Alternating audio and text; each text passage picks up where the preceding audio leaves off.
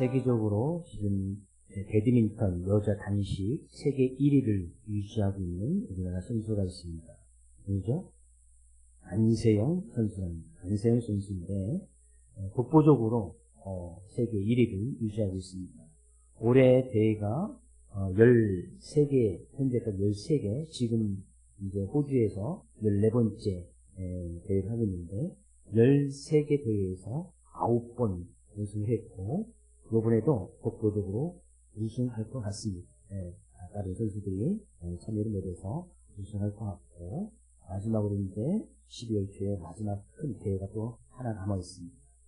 이번에 우승하면 14개 대회에서 10번째 우승하는 것은 세계 최초로 있는 일이라고 합니다. 그래서 단식에서 1년에 이 대회까지 10번 우승한 사람이 세계 최초입니다. 세계 1위를 유지하면서 세계 최초의 1위로 그런 업적을 이뤄나가고 있습니다. 근데 이 안세영 선수가 프로그램에 나와서 인터뷰를 하는 내용을 잠시 보게 되었는데, 그 이제 이 인터뷰 영상이 있습니다. 그게 이제 이 선수를 하면서 가장 힘든 것이 뭐냐, 이렇게 물어봤습니다. 힘든 것이 무엇일까? 네, 안세영 선수가 이렇게 대답했습니다. 꾸준하게 매일 운동하는 것이 가장 힘들다라고 이야기를 했어요. 근데 꾸준하게 매일 운동하는 것이 뭐냐? 그럼 하루 일정이 어떻게 되느냐 물어봤어요. 그럼 새벽에 일어나서 운동한다, 기초 운동한다. 아침을 먹고 오전에 배드민턴을 친답니다. 점심을 먹고 배드민턴 기술을 훈련을 한답니다. 배드민턴 수많은 기술들이 있거든요. 이렇게 툭툭 치는 것 같지만 여기는 수많은 기술도 있습니다. 그 기술을 훈련한답니다. 그 저녁을 먹고 오전, 오후에 잘 안 됐던 부분을 또 개인으로 훈련한답니다. 이것을 매일 하는 거예요. 매일. 그 다음날 새벽에 또 일어나서 운동하고, 오후에 먹고 운동하고, 아침 먹고 배드민턴 치고, 점심에 기술 훈련하고, 저녁 먹고 잘 안 됐던 거 또 개인 훈련하고. 이것이 가장 힘들다. 꾸준히 뭔가 매일 운동하는 것이 가장 힘들다. 저는 그렇게 질문했을 때 세계 1위를 했던 것이 가장 힘듭니다 라고 이렇게 대답할 줄 알았는데, 그죠? 물론 그렇게 꾸준히 매일 운동하는 거. 그래서 그런 운동을 하기 위해서 식단도 철저히 조절을 하는데, 그는 1년에 튀김을 1년에 딱 한 번 먹는답니다. 1년에 딱 한 번. 언제? 성탄절 때. 성탄절 때 딱 한 번 먹는데, 성탄절 끝나고 나서 그 전에는 그까지 계속 운동하고, 성탄절과 새해 되기까지는 약간 시간적 여유가 조금 있대요. 그나마. 그래서 그때 딱 한 번 먹고 또 운동하면서 다 빼내는 거예요. 철저하게 단백질, 탄수화물, 단백질, 지방을 고루 영양소에서 그 식단을 철저히 조절한다는 거예요. 저는 그 친구의 그 얘기를 들으면서 믿음은 과연 뭘까? 그런 꾸준함이 아닐까라고 생각해봤습니다. 왜 믿음? 오늘 본 말씀을 통해서도 과연 나의 믿음의 모습은 어떤 믿음의 모습을 가지고 있는지, 과연 나는 그 믿음을 잘 지키고 있는지 말씀을 통해서 좀 은혜를 나누려고 합니다. 오늘 예수님께서 제자들에게 말씀하십니다. 이런 말씀을 툭 던지는 거예요. 갑자기 어떤 말씀하시냐? 사람들에게 형제를 실족하게 하는 것이 없을 수는 없으나 그렇게 하는 자는 화가 있다. 사람들을 실족하게 할 수는 없는데 실족하게 한다는 것은 뭐예요? 다른 사람들을 죄를 짓게끔 하는 것이거든요. 다른 사람들 어떤 감정을 상하게끔 한다는 거예요. 다른 사람들 어떤 실망시키거나 낙심시킬 수 있는 그런 일들을 이야기합니다. 근데 사람들의 관계 속에서 우리도 살아가다 보면 우리가 이 고의로는 아니더라도 고의로 그렇게 하는 경우도 있겠지만 실수로라도 다른 사람을 실족하게 할 수 있잖아요. 나의 뜻하지 아니했던 어떤 말 한마디나 또 잘못된 어떤 판단이나 이런 것을 통해서 다른 사람들을 실족하게끔 할 수 있단 말이죠. 실수로도 그럴 수 있단 말이죠. 근데 차라리 그렇게 할 것 같으면 예수님께서는 차라리 연자 맷돌, 아시죠? 맷돌을 목에 메고 바다에 던져지는 것이 훨씬 더 낫다. 예수님께서 이런 말씀하시네. 형제들, 사람들을 실족하게 하지 않을 수는 없지만 만약에 그렇게 했던 그 사람은 화가 있는 사람인데 차라리 그것보다 연자맷돌을 목에 메고 바다에 던지는 것이 훨씬 더 낫다는 거예요.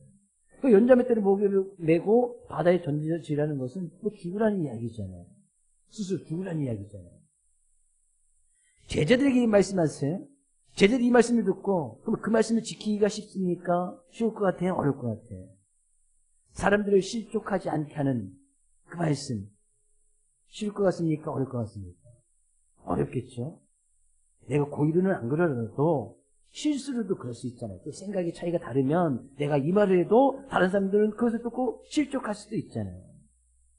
이 말 들으니까 너무나 어려운 거예요. 차라리 실족하지 않으려면 혼자 산속에 가서 사람들 아무도 없이 관계 맺지 않고 혼자 살아가면 괜찮겠죠. 그렇죠? 연자맷대로 메고 바다에 딱 던져지면 괜찮겠죠. 그거 혼자 있으니까. 죽으면 괜찮으니까. 이 말씀을 하시니까 이 말씀이 너무나 어려운 거예요. 말씀 자체가 어려운 게 아니라 그 말씀을 그대로 행하는 것이 너무나 어려운 거예요. 근데 예수님께서 거기에다가 또 이런 말씀하시네요. 3절 너희는 스스로 조심해라. 만일 내 형제가 죄를 범하거든 경고하고 회개하거든 용서해라. 어떤 형제가 죄를 범했으면 용서해 주라는 거예요. 이 말씀 너무나 잘 알잖아요. 형제들이 죄를 범했어서 나에게 용서를 하면 용서해 줘야 되는 거 당연하잖아요. 근데 4절 만일 하루에 7번이라도 내게 죄를 짓고 7번 내게 돌아와 내가 회개하노라 하거든 너는 용서하라. 하루에 어떤 형제가 나한테 죄를 저질렀어요. 나한테 이제 실수했단 말이죠. 그래서 그 사람이 실수한 깨닫고 와서 용서를 구합니다. 내가 용서해 줄게. 한 번을 할 수 있잖아요. 그렇죠? 근데 그날 또 죄를 짓고 와서 나한테 또 실수하고 죄를 짓고 와서 또 나한테 와서 또 용서를 구합니다. 두 번째 또 용서를 구해. 그래도 우리 믿는 사람이니까 2번 정도 할 수 있겠죠? 안 돼요? 2번도? 2번은 되겠지. 그래, 용서하라 했으니까 그래 얼수까지도 사랑을 했는데 한 번 더 용서해 주지. 근데 그날 또 나한테 실수하고 뭐라고 하고 막 죄짓고 와서 또 용서해달라는 거예요. 3번째 와서 용서해 주실 분 아멘.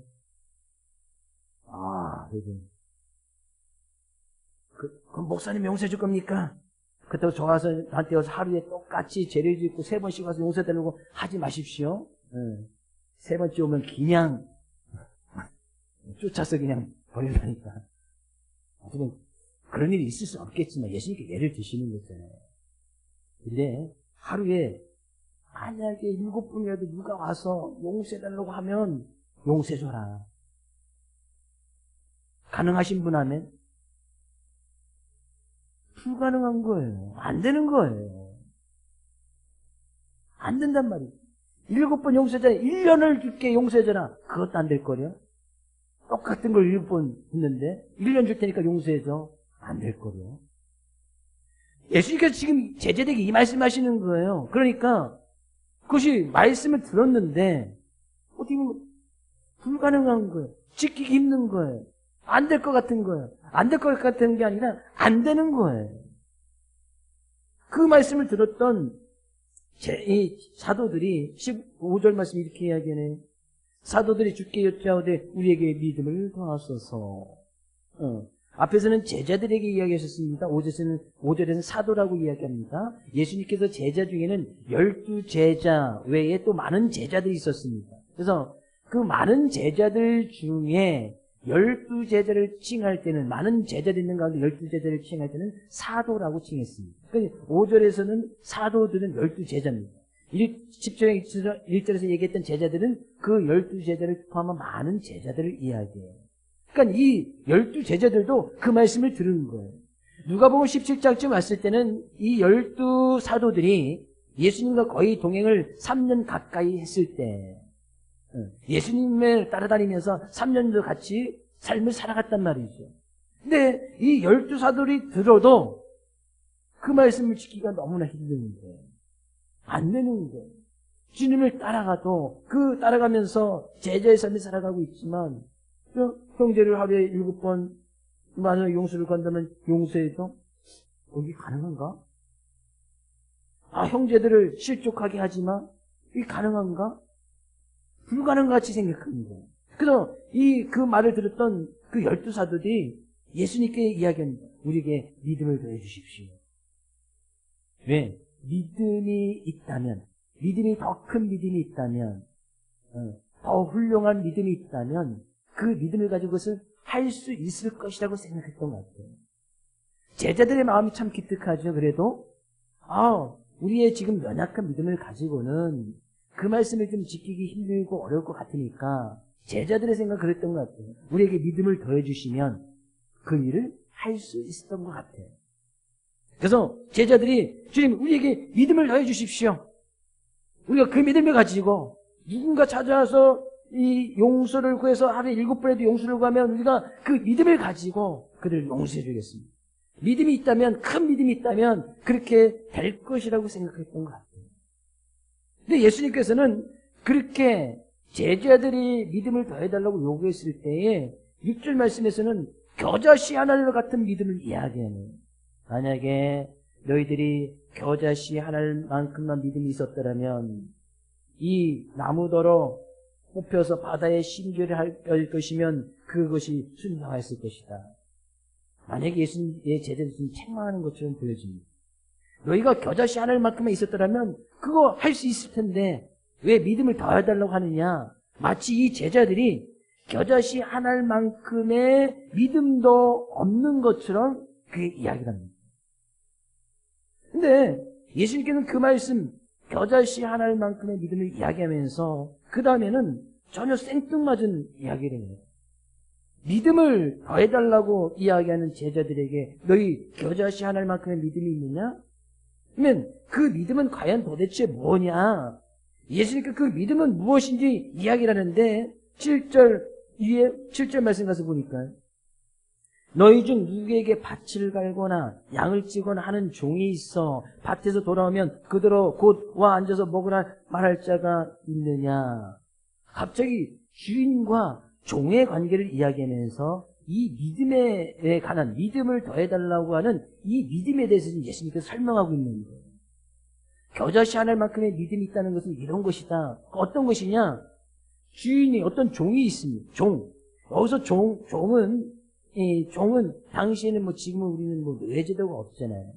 노예제도가 없는데 지금 세계 곳곳에는 그렇게 노예제도나 종의 어떤 문화가 아직까지 남아있는 곳이 있긴 합니다만 이 종은 노예였던 신분이 당신은 이제 노예 가진 것이 노예로 자천되거나 어떤 이제 포로로 끌려갔거나 이제 노예가 되는데 그 노예된 사람을 어떤 돈 많은 사람이 가서 그 노예를 사옵니다. 그 노예 값을 주고 사오는 거예요. 노인 30냥을 주든. 그래서 이 노예를 사다가 자기 집에 종으로 삼습니다. 이 종으로 삼으면 이 종된 사람은 평생 그 주인, 자기를 사온, 값을 지불하고 자기를 사온 그 주인에게 평생 얽매여서 살아가야 됩니다. 그래서 종이라는 이 개념 가운데서는 자기의 주인이 있다는 이야기거든요. 자기를 돈을 주고 사온 거예요. 그 주인이 있다는 이야기고 이 종에게는 자기 어떤 결정권이나 자유함이 하나도 없습니다. 왜? 돈 주고 집을 해서 사고 왔기 때문에 주인이 시키면 시키는 일을 다 해야 되는 거예요. 내가 왜 일을 해야 됩니까? 그렇게 이야기할 것이 아니란 말이죠. 나 일하기 싫습니다. 그렇게 말할 수 있는 것이 종이 아니에요. 만약에 주인이 뭔가를 시켰는데 나 이거 하기 싫습니다. 그럼 그 주인이 벌써 이 종을 값을 주고 사왔기 때문에 아니면 자기 말을 안 들어서 다시 노예로 내팔든지 아니면 이미 그의 생명을 돈을 주고 사왔잖아요. 그 생명의 권한이 주인에게 있는 거예요. 이 주인이 그 종을 그냥 쳐 죽이면 그만인 거예요. 당신이 그랬단 말이에요. 그 종이나 노예가 한 명 죽었다고 해서 사회적으로 전혀 문제되지 않았단 말이에요. 지금처럼 인권이 있네 없네 그런 거 말할 그 시대도 아니었단 말이에요. 종 그 자체는 인권 이런 것이 없는 거예요. 근데 예수님께 그 믿음을 이야기하면서 어떤 주인이 이 종에게 일을 시킵니다. 너 가서 밭 가라. 이 종이 가서 밭을 열심히 갑니다. 밭 갈고 나서는 양 치는 거 있잖아요. 가서 양에 먹이를 주고 밥을 먹여. 그래서 이 종이 가서 양을 열심히 치고 먹이고 이제 해질녘쯤 들어옵니다. 그러면 해질녘쯤 들어오면 주인이 야 너 잘했다. 와서 좀 쉬고 앉아서 내가 밥을 해줄 테니까 밥 먹어. 그럴 주인이 있느냐? 없단 말이지. 오히려 이 주인이 8절 도리어 그에게 내 먹을 것을 준비하고 띠를 띠르고 내가 먹고 마시는 동안에 수중 들고 너는 그 위에 먹고 마시라 하지 않겠느냐. 그냥 아침에 가서 밥 깔고 오후에 가서 양치고 힘들고 어려운데 해질녘 딱 들어왔던 그 종에게 야 이제 밥해 저녁 먹어야지. 그리고 내가 먹는 동안 내 옆에서 다 수중 들어. 수중 둔다는 것이 이게 종이 할 일이거든요. 주인이 먹을 때 옆에 지키고 있다가 행해나 뭐 밥 먹으면 또 치워야 되고 그리고 나서 그 다음에 이제 너 먹고 마셔. 주인은 다 그렇게 이야기하는 거예요. 종된 입장에서는 주인이 시키면 시키는 대로 해야 되는 것이고. 그러면서 9절 내 주인이 종에게 명한 대로 했다고 해서 종에게 감사할 사람이 누가 있느냐. 자기가 시키는 거 종이 했을 뿐인데 왜 이 주인은 그 종의 생명값을 주고 지불하고 데리고 왔잖아요. 그 자기가 시키는 대로 했다고 해서 감사하지 않는단 말이에요. 그러면서 10절 말씀 이야기네요. 이와 같이 지금 믿음을 더해달라고 이야기하는 제자들에게 주인과 종의 관계를 이야기하면서 겨자씨안할 만큼의 믿음은 이런 것이다 이야기하면서 주인과 종의 관계를 이야기하면서 이와 같이 너희도 명령 받은 것을 다 행한 후에 이르기를 주인이 명령하면 다 그것을 행하란 말이죠. 왜? 종은 해야 되니까. 그리고 나서 우리는 무익한 종이다. 내가 일을 했으니까 밭을 갈았으니까 양을 쳤으니까 주인의 밥을 해줬으니까 내가 그런 일을 했으니까 나에게 어떤 보상을 해주십시오. 나에게 어떤 편안과 쉼을 주십시오. 라고 종이 이야기할 수 없단 말이죠. 그것을 다 했다고 나서 나는 무익한 종이다. 나에게는 아무런 유익이 없는 이 종에게 뭐 그렇게 해서 유익이 뭐가 있겠습니까? 종을 부리는 주인의 입장에서는 상당히 유익이 크지요. 왜? 종이 자기가 해야 될 일을 대신해 줬으니까 밭을 갈아주었고 양을 쳐줬고 밥을 해주고 이 종은 매일 그것을 해야 되는 거잖아요. 밭을 한 번 갈았다고 해서 끝나나요? 그 다음에 가서는 또 김을 매야지. 그 다음에 가서는 또 씨앗을 뿌려야지. 그 다음에 또 주스해야지. 양을 한 번 치면 끝나나요? 양은 그 다음날 밥 안 먹습니까? 또 그 다음날 가서 또 양을 쳐야지. 양똥 치워야지. 양에 밥 줘야지. 양 잘 돌봐야지. 종은 매일 그것을 하는 거예요. 그리고 나서도 자기는 한 것이 없다. 무익한 종이라 이야기해라. 우리가 하여야 할 일을 한 것뿐이라 이야기해라.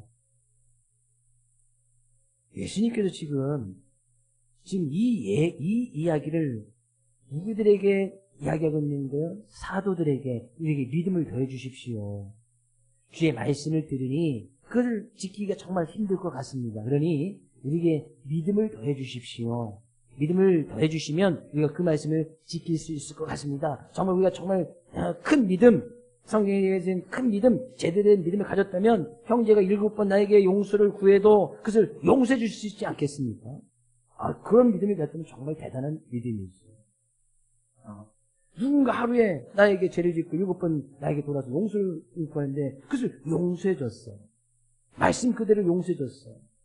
정말 대단한 믿음 아니겠어요?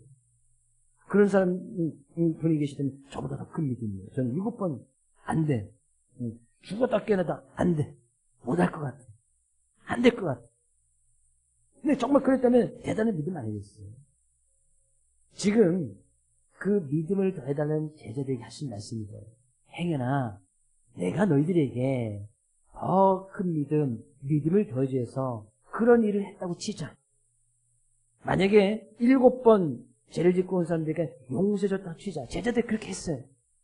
그렇다고 해서, 그죠? 그렇다고 해서 그것을 가지고 자랑하거나 그것을 가지고 누군가 나는 이런 믿음을 가졌다 비교하거나 그것을 가지고 어떤 보상을 요구할 것이 안 된다. 그것을 그대로 행하였다고 해서 명령을 받은 것을 행하였다고 해서 그것은 자랑할 만한 것이 아니다. 오히려 그 명령 받은 것을 행하잖아요. 그럼 그 다음날 그것을 또 행해야 되는데, 그 다음날 가서 또 행해야 됩니다. 이 종은 종된 모습으로 살아가면서 종으로 있는 한 그 주인이 그 사람을 종의 가운데서 풀어주지 않는 이상 그 종은 매일 그것을 해야 되는 거예요. 그리고 나서는 나는 무익한 종이다. 나는 해야 될 일을 한 것뿐이다. 내가 종으로서 해야 된 것을 한 것뿐이다 라고 이야기해라. 그러면 예수님께서 믿음이란 무엇인지 제자들에게 지금 이야기해 주는 건 아니었어요. 지금 제자들에게 겨자씨 하나만큼의 믿음도 없다고 책망하는 것이 아니라, 물론 그렇게 보일 수도 있습니다. 그 정도의 믿음이 있을 때는 할 수 있었겠지. 근데 그 겨자씨 하나만큼의 그 믿음의 삶의 모습이 무엇인지 이야기하는 거예요. 그런 믿음이 있는 사람들은 종과 같이 살아가야 되는 거예요. 종과 같은 모습으로 내가 종으로서, 우리는 또 이 종으로서 해야 될 일이 있잖아요. 종으로서 해야 될 일이 있단 말이죠. 밭을 갈고 양을 치고 주인의 밥을 해주고, 우리가 이 성경에서 하나님과 우리의 관계를 여러 가지로 비유하는 가운데서 하나님은 우리의 주인이시고 우리는 그의 종이다 라는 그런 관계의 모습을 이야기하고 있습니다.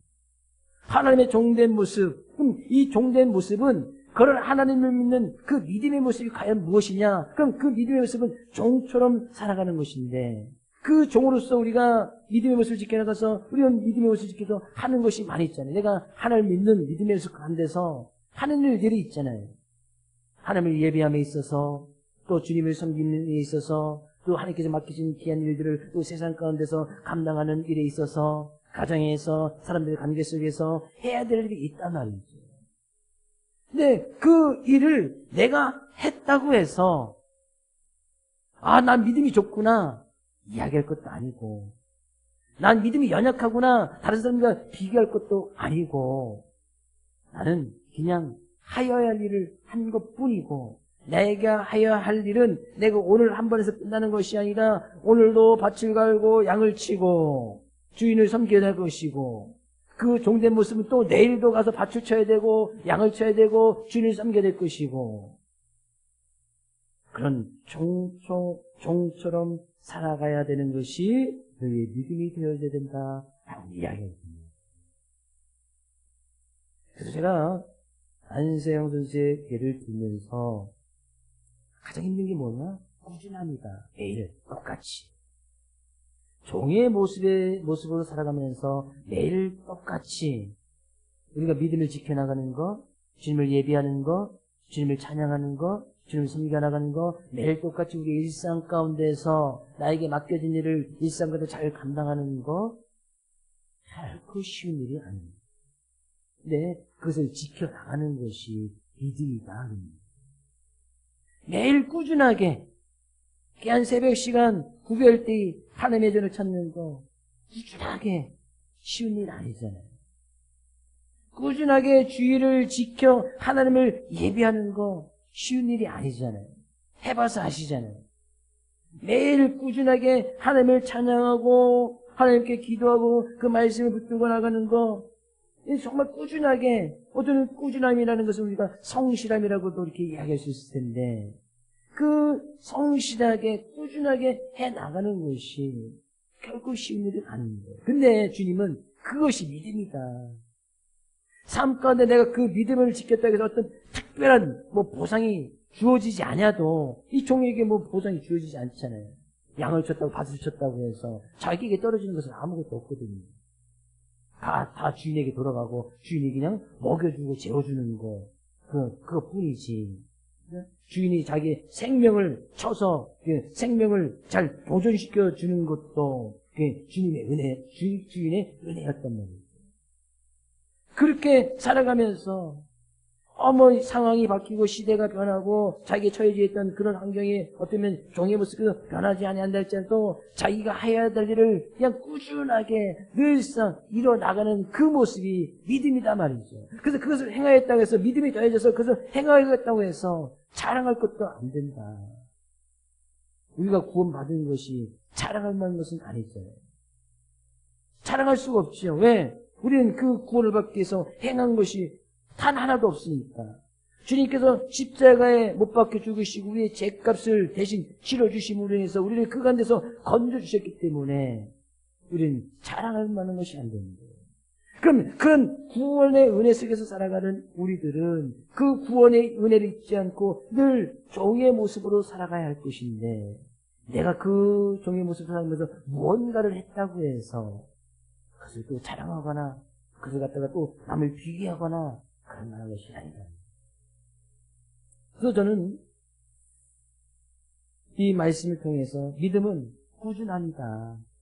꾸준히 누가 뭐라 해도 상황이 바뀌어도 시대가 바뀌어도 나의 지금 처해 있는 상황이 그런 하나님을 섬기지 못하는 그런 상황이 있는지 할지라도 꾸준히 그 하나님을 예배한다는 거 결코 쉬운 일이 아니잖아요. 근데 그것이 믿음인 거예요. 믿음이 있어야 어떻게 보면 그것이 가능하거든요. 그러니까 제자들이 지금 믿음을 더해달라고 이야기했지만 제자들은 기본적으로 믿음이 있는 사람이에요. 왜 지금 자기 모든 것을 다 버려버리고 예수님 쫓고 예수님을 쫓아다니면서 생활하고 있으니까 그걸 그냥 잘 유지하라는 거예요.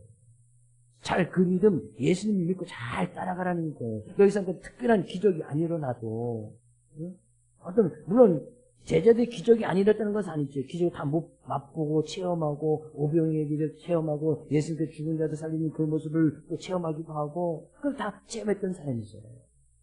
네, 정작 그런 것을 너희들이 하여야 할 일을 정말 너희들이 하여야 할 일은 매일 꾸준히 그 주님을 쫓아 따라가는 그 모습이 바로 믿음이다. 저는 이번 한 주간도 우리 사랑하는 모든 성도님들이 꾸준히 그 믿음을 잘 지켜 우리의 삶 가운데서 하나님은 은혜와 사랑을 베푸신 그 주님을 늘 숨기고 우리가 맡겨진 일들이 분명히 있잖아요. 해야 될 일이 있단 말이죠. 하여야 할 일이 분명히 있단 말이죠. 그래서 잘 구별하여 그 일을 잘 감당함으로 해서 이번 한 주간도 온전히 우리의 삶의 모습을 통하여 하나님께만 영광 올려 드러나갈 수 있는 우리 사랑하는 모든 성도들 수 있기를 주의 이름으로 축복을 드립니다.